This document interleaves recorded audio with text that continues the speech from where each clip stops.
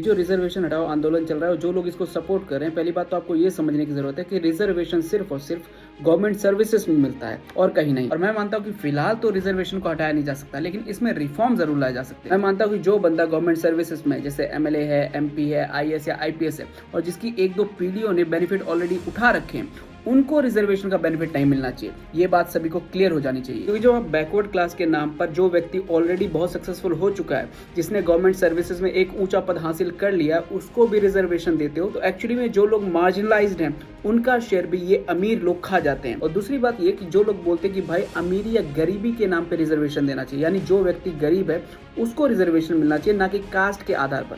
तो आपको ये समझने की जरूरत है कि भाई सोसाइटी में जो डिस्क्रिमिनेशन होता है वो गरीबी के आधार पर नहीं होता, वो कास्ट बेस्ड डिस्क्रिमिनेशन होता है। और इसी को खत्म करने के लिए भाई जो व्यक्ति सोसाइटी में कास्ट के बेस पे डिस्क्रिमिनेट हुआ है उसको सोसाइटी में आगे लाना है, उसका पार्टिसिपेशन बढ़ाना है गवर्नेंस में।